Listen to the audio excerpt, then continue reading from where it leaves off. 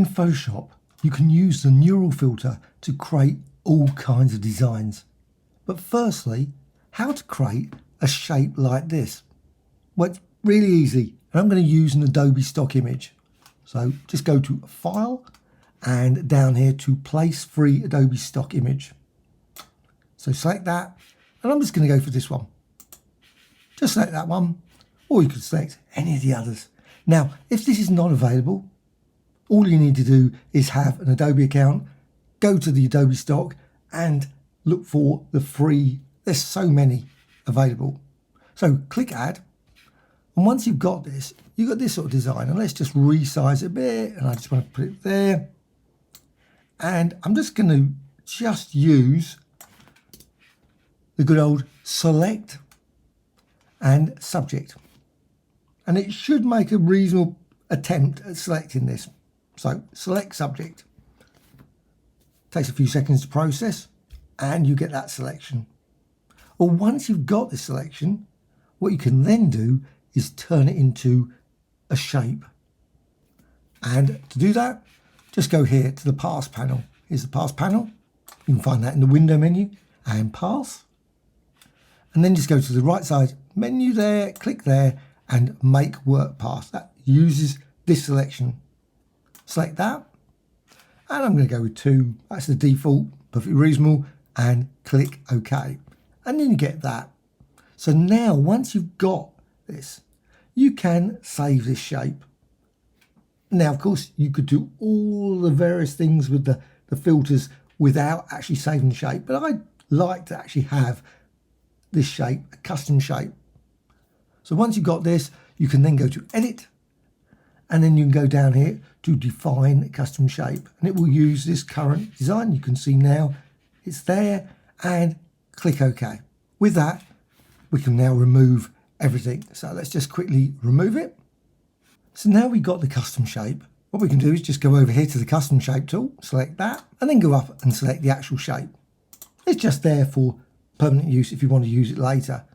So what you can then do is simply add it as a shape option. And that's the key thing up here as a shape, and you'll get a design like that. Now it depends obviously what the fill was at this point, but you can always go up here and you can change the fill to maybe a solid color or any of the other gradients. So you could select any of the gradients you've got. I'm just going to go for one like that, nice colorful one, green, obviously the rainbow gradient there. Well, next thing I can do is apply a filter to this. So I can go up here with this selected, go to Filter, and then down here to Neural Filters. Neural Filters, and it will ask Convert to Smart Object. Yes, please convert to Smart Object. Once you've got that, you can then go over here and you've got an option here, Landscape Mixer. Select that and click here and activate it. And then you can click any of these ones. Of course, you've got custom as well, so you could just use your own images or other layers if you've got those. But you can then go and select any of these designs. And it should process on device. And you get something like that. And you can see straight away you're getting quite unusual, interesting designs because you've got that gradient. You've got that. Also another option, just try it out. Go here and select the style transfer. That's another great one as well in the creative section. And maybe go with this one. So just click that one. You can modify the strength, detail, etc. And you get something like that. Well, I'm happy with that. So I'm just going to click OK. And there it is. But also what you can do is you've got this white background. Well, you can add a simple basic neural filter to that as well, just to create some truly weird and unique designs. So just go here to the background, make certain you deselect this, the lock. So now this layer is available for using with the neural filter.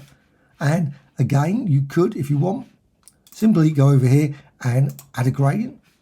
So just go to classic gradient and add one of the basic gradients. You've got blue, yellow and blue, and get something like that. However, what you can then do is again, go up here, filters, and down to neural filters. You could apply exactly the same, of course. That's perfectly reasonable. But again, go to Style Transfer, or again, Landscape Mixer. I really like both. Select that. And again, select one of these presets. So just click here and again, processing on device, and you will get something like that. Now, if you hadn't added that gradient, you wouldn't have had this gradient effect there. It would have still been an interesting design, but you do get slightly different designs if you had a gradient or maybe a pattern design behind it. And then once you've done that, click OK. I'm done. I've got the layers here, and of course at this point I can flatten it, and also what I can do, I can select the shape again, and then I can add maybe an effects, go with bevel emboss, say, and just add a bit of bevel if you wish, or an outline or drop shadow perhaps, and then click OK.